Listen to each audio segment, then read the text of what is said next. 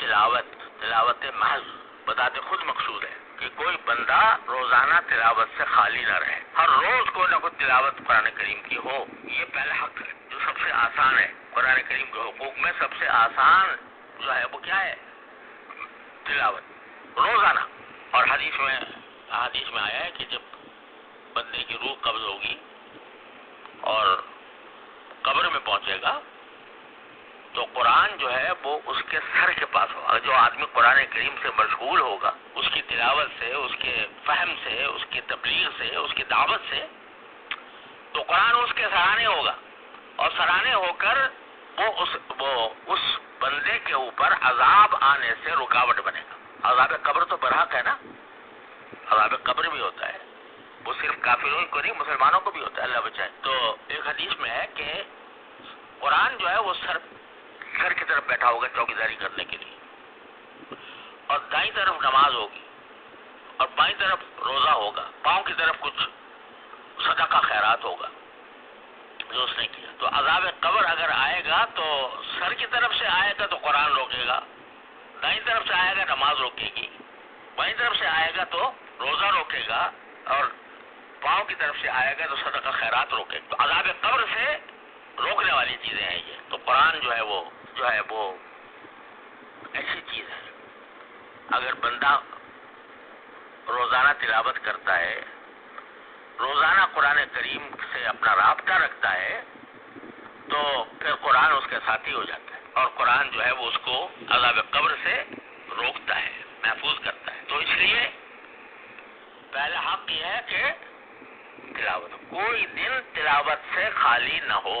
اور ساتھ ہی اس کے برعکس وعید بڑی سخت ہے کہ اگر کوئی شخص قرآن کا علم اس نے حاصل کیا، حافظ ہو گیا، مثلا حفظ بڑی زبردست دولت ہے، وہ حاصل کر لی، لیکن سویا پڑا رہا، قرآن حفظ ضرور کر لیا لیکن پڑھنے کی نوبت نہیں آتی. جب اٹھنے کا وقت ہے قرآن کریم پڑھنے کے لیے، ان قرآن الفجر کان مشہودا، اس کو سو رہا ہے پڑا ہوا. تو حدیث میں ہے کہ اللہ بچائے، اللہ تعالیٰ ہر مسلمان کی حفاظت فرمائے، قبر میں اس کا سر پتھروں سے کچلا جائے گا. تو اس لیے پہلا حق تو ہے تلاوت.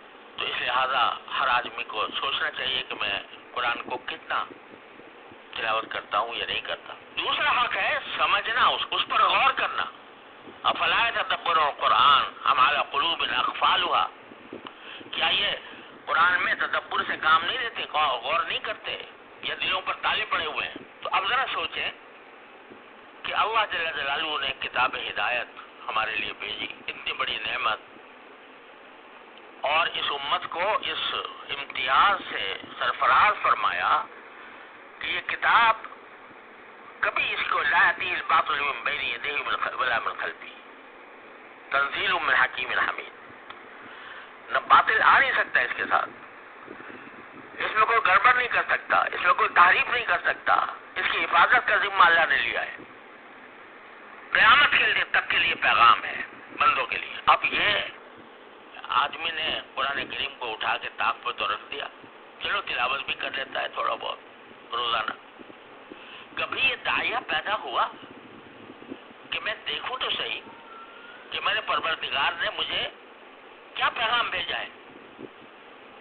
کبھی یہ داعیہ دل میں پیدا ہوا، اس کو سوچنے سمجھنے کی ترغیب دل میں آئی کہ میں سوچ کے سمجھ کے دیکھوں تو صحیح کہ میرے پروردگار نے کیا کچھ ارشاد فرمایا ہے قرآن کریم میں. سمجھنے کی طرف توجہ ہی نہیں. اللہ کے بندوں نے تفسیریں چھاپ دی ہیں، ترجمے چھاپ دیے ہیں، مختصر بھی ہیں، لمبے بھی ہیں، مفصل بھی ہیں، لیکن کیا کبھی یہ شوق پیدا ہوتا ہے کہ بھئی میں اس کو پڑھوں، ترجمہ پڑھوں، اس کی تفسیر دیکھوں، مستند تفسیر؟ سوائے اس کے کہ جن لوگوں نے اللہ تبارک و تعالیٰ نے کچھ علم سے نواز دیا تو وہ ذرا سمجھ لیتے ہیں، لیکن سمجھنا بھی کیا ہے؟ ترجمہ سمجھ لیا آیتوں کا، مطلب سمجھ میں آ گیا کہ قرآن کریم یہ کہہ رہا ہے، لیکن اس کو تدبر کے ساتھ، فکر کے ساتھ اس کو سمجھنا. افلا یتدبرون القرآن ام علی قلوب اقفالها. تدبر کیا مطلب؟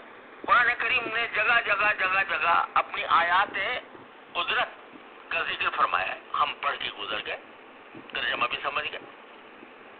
اللہ تعالیٰ فرماتا ہے میں نے آسمان پیدا کیے، میں نے زمین پیدا کی، میں نے آسمان سے بارش برسائی، بارش سے میں نے جو ہے نباتات اگائی، اس میں تمہارے لیے رزق ہے، تمہارے چوپایوں کے لیے رزق ہے تمہارے لیے.